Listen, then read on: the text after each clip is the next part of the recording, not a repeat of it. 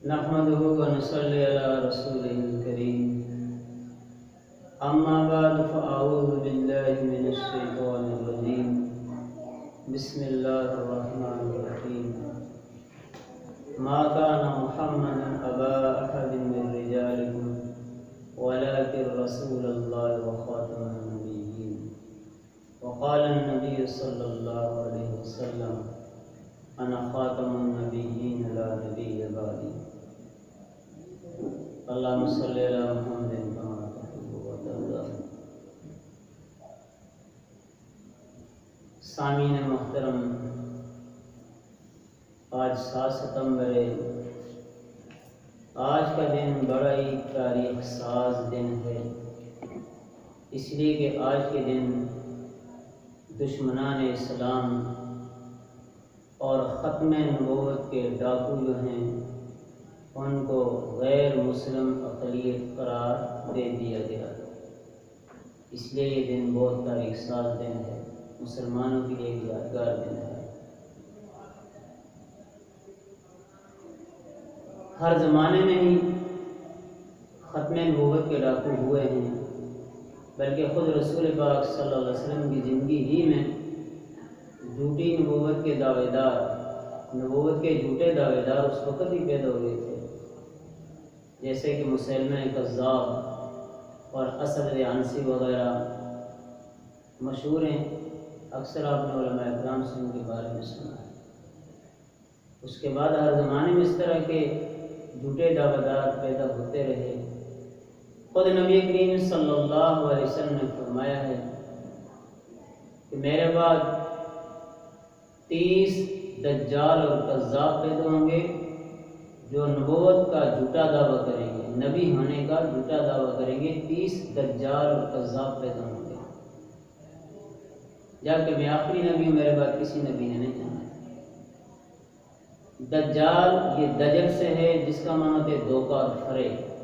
یہ دجال مبالغے کا صیغہ، یعنی بہت زیادہ دھوکہ فریب دینے والے، بہت زیادہ دھوکہ فریب۔ ظاہر بات ایک آدمی جھوٹا نبوت کا دعویٰ کرتا ہے اور اپنے آپ کو نبی ظاہر کرتا ہے تو یہ ظاہر بات ہے بہت بڑا جھوٹا انسان ہے۔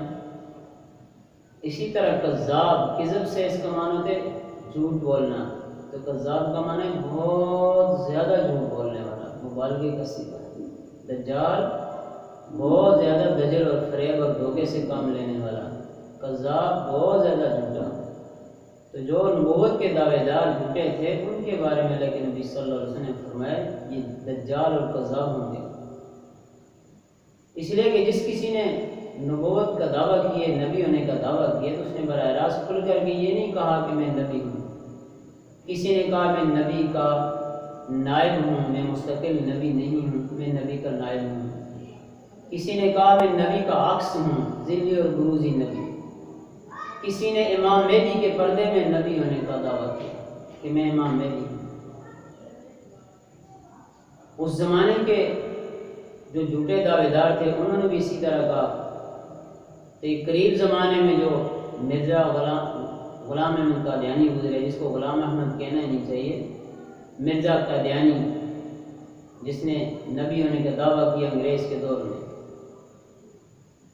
علماء کرام کی محنتوں اور قربانیوں سے بالآخر یہ محنت رنگ لائی اور ایک وقت ایسا آیا کہ پاکستان کی اسمبلی میں ان کو غیر مسلم اقلیت قرار دے دیا گیا۔ یہ قادیانی مرزا بھی اسی طرح دجل اور فریب سے، دھوکے سے کام لیتے ہیں، غلط بیانی سے کام لیتے ہیں۔ یہ مسلمانوں کو اسی دھوکے فریب سے اپنے جال میں پھنساتے ہیں کہ لوگوں کے سامنے لا الہ الا اللہ محمد رسول اللہ کلمہ پڑھیں گے، دیکھو ہم کلمہ پڑھتے ہیں، ہم قرآن مجید پڑھتے ہیں، حالانکہ وہ یہ کلمہ دھوکہ دینے کے لیے پڑھتے ہیں۔ ان کی کتابوں میں لکھا ہے کہ جب ہم لا الہ الا اللہ محمد رسول اللہ پڑھتے ہیں تو محمد سے مراد ہماری مرزا قادیانی ہوتا ہے، خود ان کی کتابوں میں یہ بات لکھی ہوئی ہے۔ آپ نے اکثر علماء سے اس موضوع پر بیان اس سے پہلے بھی سنے ہوں گے اور آئندہ بھی سنتے رہیں گے۔ تو وہ یہ کلمہ دھوکہ فراڈ دینے کے لیے، فریب دینے کے لیے پڑھتے ہیں اور جھوٹ بولتے ہیں۔ اور کبھی یوں کہتے ہیں کہ ہم مرزا قادیانی کو اللہ کا نبی نہیں مانتے بلکہ اس کو امام مہدی مانتے ہیں، کبھی کہتے ہیں ہم اس کو بزرگ مانتے ہیں، جس طرح تمہارے امام ہیں اسی طرح یہ ہمارا بھی ایک امام ہے۔ یہ ساری باتیں وہ دھوکہ دہی کے لیے کہتے ہیں۔ اس لیے تعالیٰ کے نبی نے فرمایا وہ دجال اور کذاب ہوں گے۔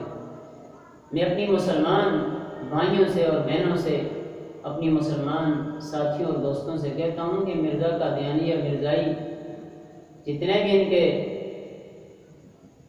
آگے کارکن ہیں، لوگوں کو جال میں پھنسانے کے لیے جگہ جگہ جاتے ہیں، مرزائی بنانے کی کوشش کرتے ہیں، تو آپ کے سامنے اگر کلمہ پڑھے تو ان کے دھوکے میں نہیں آنا۔ اگر وہ یہ کہیں کہ ہم مرزا قادیانی کو نبی نہیں مانتے، ہم امام مہدی مانتے ہیں یا ہم اس کو ایک امام کی حیثیت سے مانتے ہیں، تو ان کے اس چکر فراڈ میں نہ آنا۔ اس لیے کہ ایک آدمی جب نبی ہونے کا دعویٰ کرتا ہے اور اس کو تمام علماء اور تمام فرقے اور مسلک والوں کی محنت اور کوشش سے متفقہ طور پر پاکستان کی اسمبلی سے غیر مسلم اقلیت قرار دے دیا گیا، پھر اس کو امام ماننے کے کیا پیچھے توقع رہ جاتی ہے یا کیا سہارا اس کے لیے رہ جاتا ہے کہ اس کو نبی مانا جائے یا اس کو امام مانا جائے؟ کافر کو امام ماننا بھی اسی طرح کفر ہے۔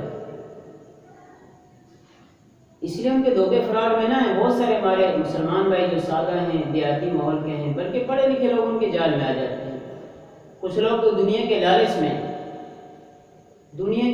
ان کے جال میں پھنستے ہیں۔ کسی کو لڑکیاں پیش کرتے ہیں، کسی کو بڑی بڑی نوکریوں کی آفر کرتے ہیں، کسی کو باہر کے ویزے لگا کر کے دے دیتے ہیں اور بڑی بڑی نوکریاں دلانے کا لالچ دیتے ہیں۔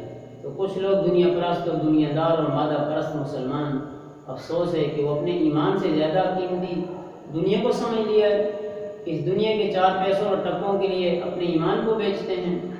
اور کچھ میرے مسلمان بھائی اور بہنیں سادے ہوتے ہیں، انہیں سمجھ نہیں ہوتی، ان کے دھوکے فراڈ میں آ جاتے ہیں۔ بہرحال میرے عرض کرنے کا مقصد یہ ہے کہ اللہ کے نبی نے کہہ دیا کہ جتنے بھی نبوت کے دعوے دار ہیں، ان کو ماننے والے یہ سب دجال اور کذاب ہیں، یہ جھوٹ بھی بولتے ہیں، یہ دھوکہ دے بھی کرتے ہیں، دھوکہ بھی دیتے ہیں۔